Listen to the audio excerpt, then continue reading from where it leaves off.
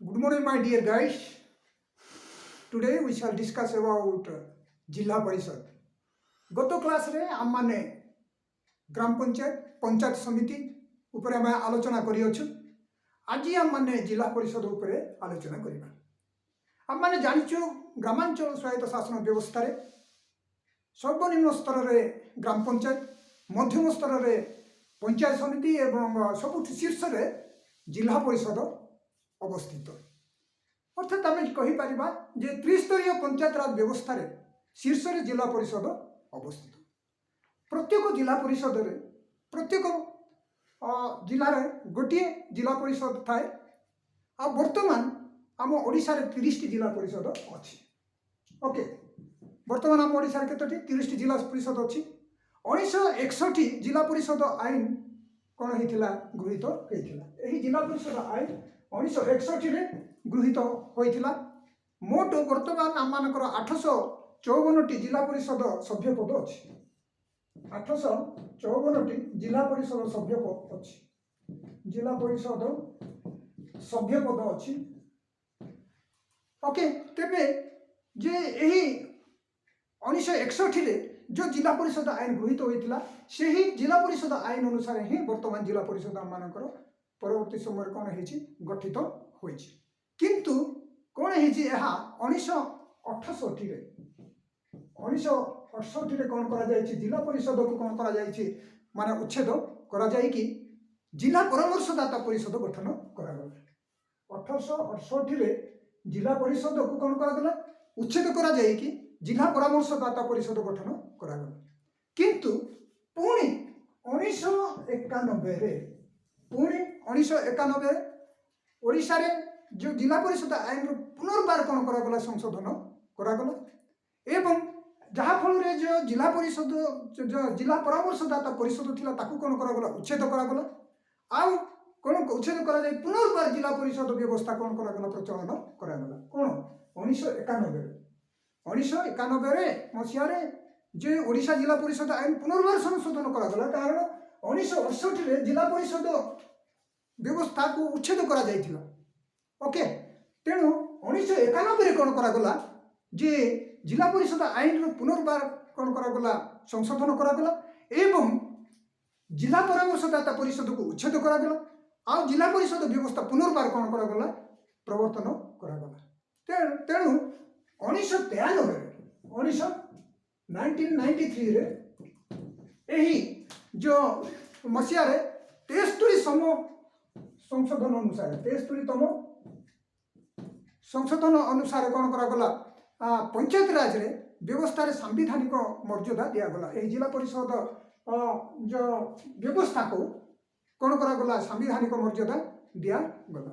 Okay, तेबे आम मैंने कौन करवा जहाँ फल 1993 मसीह जो जिला परिषद आईन बा व्यवस्था था ताहा पुनर्बार कौन करागला संशोधन करागला. एथिर आम मैंने जानुछु जे आम मैंने 1961 मसीह जिला परिषद आईन व्यवस्था प्रचलन करागला एवं प्रथम 1961 मसीह प्रचलन करागला.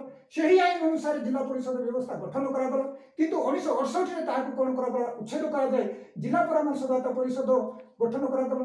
तापर कौन कर पुनर्बार संशोधन कर 1991 कौन करागला जिला परिषद परामर्शदाता परिषद को उच्छेद करा पुनर्बार जिला परिषद व्यवस्था को कौन करागला प्रचलन करागला. तापर कौन है 1993 मसीहा माने आम 73तम संशोधन अनुसार कौन करागला जिला परिषद व्यवस्था करागला.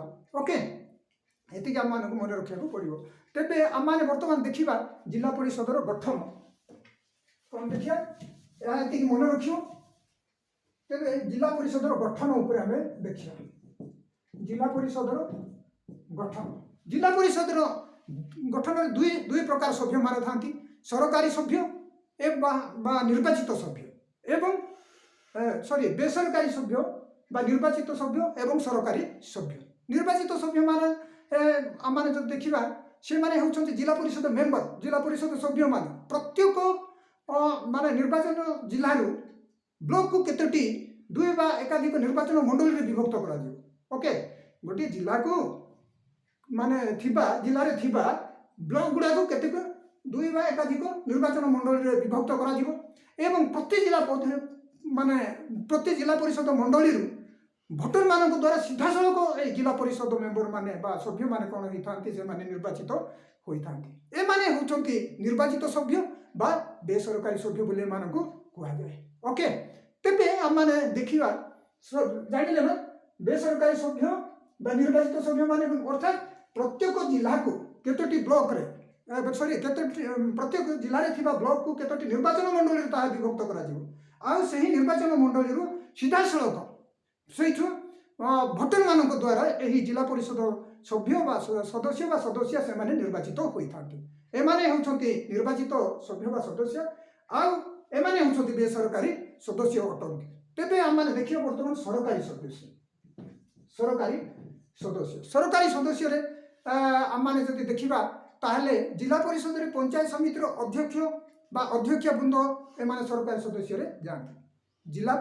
ଜିଲ୍ଲାରେ ଥିବା ପଞ୍ଚାୟତ ସମିତିର ଅଧ୍ୟକ୍ଷ ବ୍ଲକ ଓକେ ପଞ୍ଚାୟତ ସମିତିର ଅଧ୍ୟକ୍ଷ ବା ଅଧ୍ୟକ୍ଷା ସେମାନେ, ଆଉ ଜିଲ୍ଲାର ସମସ୍ତ ବିଧାୟକ ଏବଂ ବିଧାୟିକା ଓକେ ବିଧାୟକ ବିଧାୟିକା, ପୁଣି ଲୋକସଭା ସଦସ୍ୟ ଓକେ ସଦସ୍ୟ, ଆଉ ପୁଣି କ'ଣ ସେଠାରେ ବାସ କରୁଥିବା ବିଧାନସଭାର ସଦସ୍ୟ, ବୁଝିଲେ ନା ବାସ କରୁଥିବା ବିଧାନସଭା, ପୁଣି ଆମମାନଙ୍କର ମ୍ୟୁନିସିପାଲିଟି, ପୁଣି ବିଜ୍ଞାପିତ ଅଞ୍ଚଳ ପରିଷଦର ଅଧ୍ୟକ୍ଷ ବୃନ୍ଦମାନେ ଓକେ ବିଜ୍ଞାପିତ ଅଞ୍ଚଳର ଅଧ୍ୟକ୍ଷ ବୃନ୍ଦମାନେ। ତେଣୁ ଆମମାନଙ୍କୁ ଜାଣିଲୁ ଯେ ଆଉ ପୁଣି କ'ଣ ଯେ ଆମମାନେ ଜାଣିଲୁ ସେଇଠାରେ ସବୁ କିଏ କିଏ ରହନ୍ତି, ବିଧାୟକମାନେ ଓକେ ଜିଲ୍ଲାର ସମସ୍ତ ବିଧାୟକମାନେ, ଜିଲ୍ଲାର ନିର୍ବାଚିତ ଲୋକସଭା ସଦସ୍ୟମାନେ, ପୁଣି ଜିଲ୍ଲାରେ ବାସ କରୁଥିବା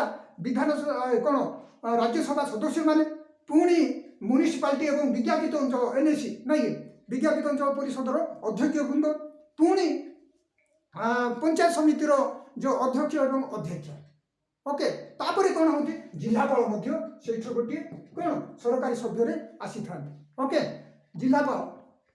ଏସବୁ ଆମମାନଙ୍କୁ କ'ଣ ମନେ ରଖିବାକୁ ପଡ଼ିବ ଯେ ଜିଲ୍ଲାପାଳ, ପୁଣି ଆଉ ଆମମାନଙ୍କର ଆସିବେ ଜିଲ୍ଲା ପ୍ରକଳ୍ପ ଅଧିକାରୀ, ଜିଲ୍ଲାପାଳ, ଜିଲ୍ଲା ପ୍ରକଳ୍ପ ଅଧିକାରୀ, ଜିଲ୍ଲାର ବିଭାଗୀୟ ଶିକ୍ଷା ଅଧିକାରୀ ମାନେ ମଧ୍ୟ ଏଠାରେ ଆସିଥାନ୍ତି ଓକେ ଜିଲ୍ଲାର ବିଭାଗୀୟ ଶିକ୍ଷା ଅଧିକାରୀ ମାନେ ମଧ୍ୟ ଏଠାରେ ଆସିଥାନ୍ତି। ତେବେ ଆଉ କ'ଣ କେନ୍ଦ୍ରୀୟ ଯେଉଁ ସମବାୟ ସମିତି ଗୁଡ଼ିକର ସଭାପତି ମାନେ ସେମାନେ ସରକାରୀ ସଭ୍ୟରେ ଆସିଥାନ୍ତି ଓକେ।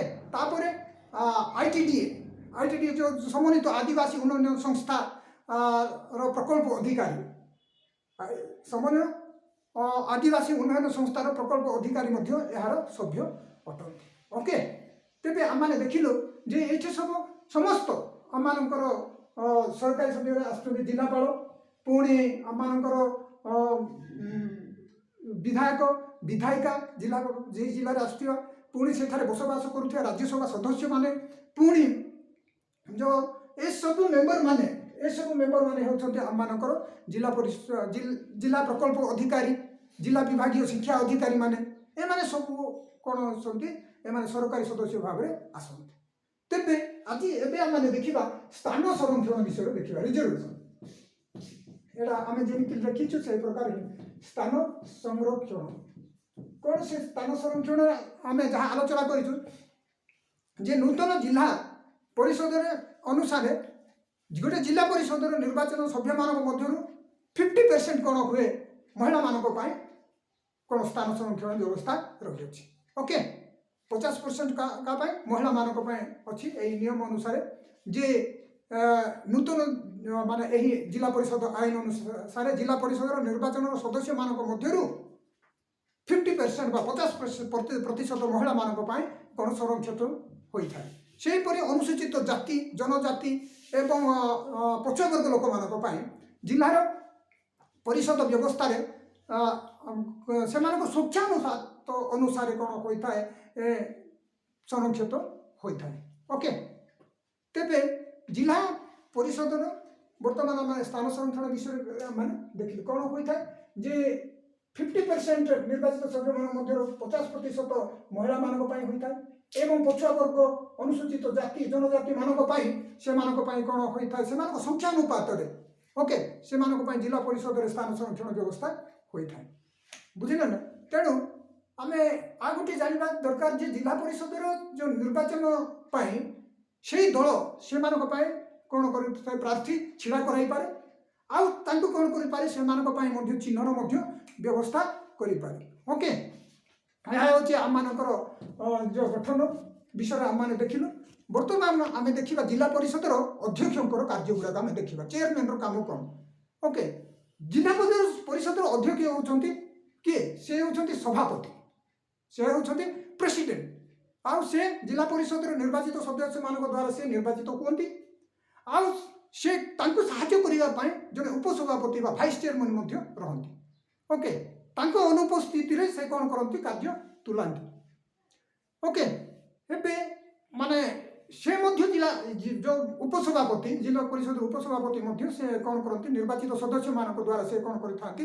ନିର୍ବାଚିତ ହୋଇଥାନ୍ତି।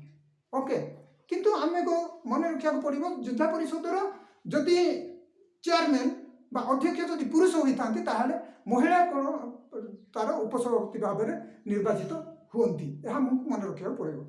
ଓକେ, ଆମେ ତାପରେ ଦେଖିବା ଜିଲ୍ଲା ପରିଷଦର ସଭାପତି ଉପସଭାପତି ଏବଂ ମେମ୍ବରମାନଙ୍କର ଦରମା ବିଶେଷ କରି ତାଙ୍କର 6,000 ହୋଇଥାଏ ଜିଲ୍ଲା ପରିଷଦର ଅଧ୍ୟକ୍ଷଙ୍କ ଦରମା, 4,000 ହେଉଛି ଯେଉଁ ଉପାଧ୍ୟକ୍ଷର ଦରମା ଏବଂ ଯେଉଁ ମେମ୍ବରମାନେ ଅଛନ୍ତି ସେମାନେ 1,500 ଟଙ୍କା ସେମାନେ ପାଇଥାନ୍ତି। ଓକେ, ଏହା ସବୁ ହେଉଛି ଜିଲ୍ଲା ପରିଷଦର ମାନେ ଯେଉଁ ଅଧ୍ୟକ୍ଷଙ୍କର କାମ।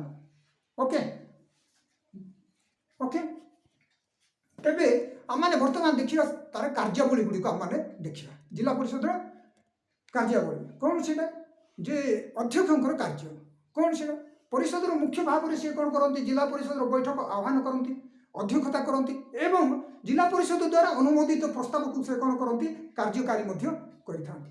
ଓକେ, ଆଉ ତାଙ୍କ ଅନୁପସ୍ଥିତିରେ ତ ଆମେ ଜାଣିଛୁ ଉପାଧ୍ୟକ୍ଷ କ'ଣ କରିଥାନ୍ତି? ମାନେ କାର୍ଯ୍ୟ ତୁଲାନ୍ତି। ଆଉ ଜିଲ୍ଲା ପରିଷଦର ବର୍ତ୍ତମାନ ଆମେ ଦେଖିଲୁ ଯେ ସେମାନଙ୍କର କାର୍ଯ୍ୟ ବା ଅଧ୍ୟକ୍ଷଙ୍କର କାର୍ଯ୍ୟ ଆମେ ଦେଖିଲୁ। ସେ କ'ଣ କରନ୍ତି? ବୈଠକ ଆହ୍ୱାନ କରନ୍ତି, ଅଧ୍ୟକ୍ଷତା କରନ୍ତି, ସେଠାରେ ଅନୁମୋଦିତ ପ୍ରସ୍ତାବ ଗୁଡ଼ିକ ସେ କ'ଣ କରନ୍ତି? କାର୍ଯ୍ୟକାରୀ କରନ୍ତି। କଲେକ୍ଟରଙ୍କ ମାଧ୍ୟମରେ ମାନେ ସେ କ'ଣ କରନ୍ତି? କାର୍ଯ୍ୟକାରୀ କରନ୍ତି। ତେବେ ଆମମାନେ ଦେଖିବା ବର୍ତ୍ତମାନ ଯେ ଜିଲ୍ଲା ପରିଷଦର ସଦସ୍ୟମାନଙ୍କର ଯୋଗ୍ୟତା ଆମମାନେ ଦେଖିବା। ଏ ଗୋଟେ ସାଧାରଣ କଥା। ଜିଲ୍ଲା ପରିଷଦ ସଦସ୍ୟ ସେ କ'ଣ? ସେ ପ୍ରାର୍ଥୀ ସେଇ ନିର୍ବାଚନ ମଣ୍ଡଳୀର ଜଣେ ଭୋଟର ହେଇଥିବା ଦରକାର। ଓକେ, ଆଉ କ'ଣ? ସେ 21 ବର୍ଷର କମ୍ ହେଇନଥିବା ଦରକାର, ତାଙ୍କର 2ରୁ ଅଧିକ ସନ୍ତାନ ହୋଇନଥିବା ଦରକାର, କିମ୍ବା ସେ ବିଧାନସଭାର କୌଣସି ସଦସ୍ୟ ହେଇନଥିବେ କି ସଂସଦର ମଧ୍ୟ ସଦସ୍ୟ ହେଇନଥିବେ।